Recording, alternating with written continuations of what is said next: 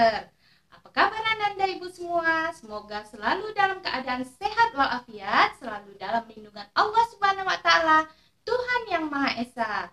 Nah, pada pertemuan di semester genap ini kita akan membahas materi yang pertama, yaitu tentang sejarah demokrasi di Indonesia. Nah, Ananda Ibu semua, sebelum kita memulai pembelajaran hari ini, marilah sama-sama kita berdoa menurut agama dan kepercayaan masing-masing.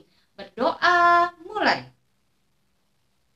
Berdoa selesai. Nah, Ananda, orang yang sukses bisa belajar dari kesalahan masa lalunya. Orang yang sukses akan belajar dari kesalahan masa lalunya. Karena kesalahan masa lalu bisa menuju pintu kesuksesan. Nah, hari ini kita akan membahas tentang sejarah demokrasi di Indonesia. Adapun tujuan pembelajaran kita hari ini adalah Ananda Ibu semua mampu mengidentifikasi sejarah demokrasi di Indonesia. Sebelumnya, demokrasi adalah berasal dari bahasa Yunani, yaitu demos dan kratos. Demos artinya adalah rakyat dan kratos artinya adalah pemerintahan. Jadi demokrasi adalah suatu hukum yang mengikat ke rakyat dalam suatu pemerintahan. Untuk lebih jelasnya silahkan Ananda Ibu memperhatikan penjelasan Ibu berikut ini.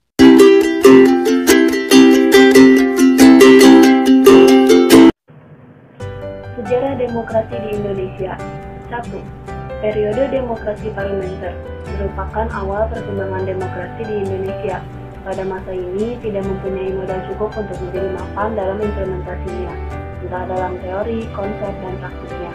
Pada masa ini, demokrasi hanya menjadi pemersatu dan alat koalisi antar suku dan agama yang beragam di Indonesia. Namun, demokrasi parlementer ini ternyata kurang cocok diterapkan di Indonesia.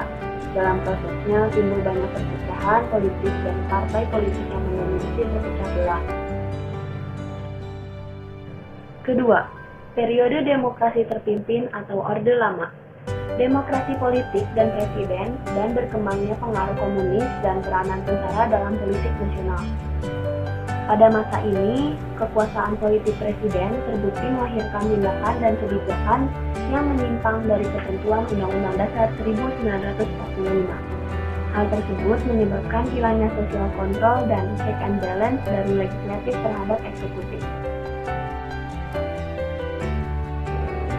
3. Periode demokrasi Pancasila atau Orde Baru. Masa pemerintahan Presiden Soeharto menawarkan 3 komponen demokrasi. Pertama, menegakkan kembali asas-asas negara hukum dan kepastian hukum. Kedua, mengutamakan kehidupan yang layak bagi semua warga negara. Ketiga, pengakuan dan perlindungan HAM, peradilan yang bebas dan tidak memihak.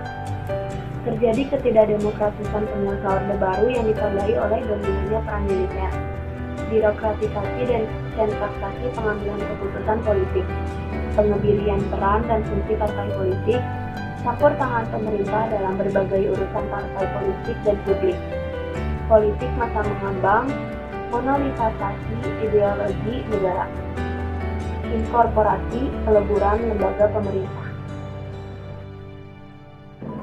Dan yang terakhir, periode pasca Orde Baru atau reformasi. Disebut era reformasi. Dalam periode ini, tuntutan-tuntutan rakyat mengenai pelaksanaan demokrasi dan HAM harus lebih konsekuen. Dalam periode ini, cita-cita dari demokrasi yang mapan dan menjunjung tinggi HAM menjadi tantangan utama, sehingga dalam periode ini banyak terjadinya perombakan baik secara aturan, fungsi, dan institusi. Pada tahap ini bersifat politik berdasarkan asas-asas kemerdekaan individu, kesamaan hak, dan hak pilih untuk semua warga negara. Hingga saat ini, sejarah demokrasi terus berkembang dan gagasannya tetap diterapkan dalam sistem politik di berbagai negara. Nah, dari materi yang telah Ibu jelaskan tadi, adakah Ananda Ibu yang bisa menarik kesimpulannya? Ada? Ya, silakan. Ya, benar sekali. Beri tepuk tangan. Nah, benar sekali Ananda.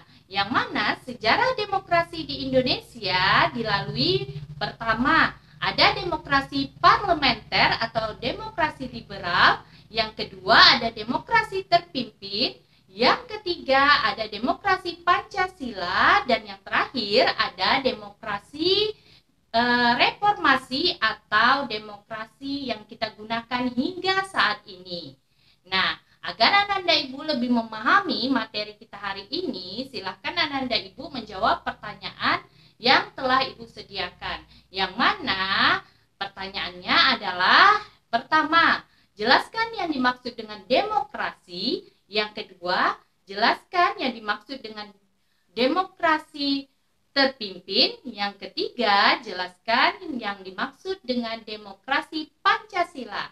Silahkan kirimkan jawabannya melalui WA pribadi.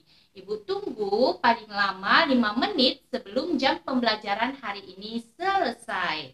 Nah, Ibu rasa materi kita hari ini cukup sekian. Minggu depan kita kembali membahas bab 10 tentang perkembangan politik dan ekonomi pada tahun 1945 sampai 1965.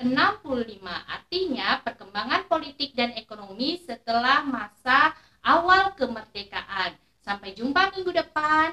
Pembelajaran hari ini Ibu akhiri dengan wabillahi taufik wal hidayah. Wassalamualaikum warahmatullahi wabarakatuh. Salam SMK.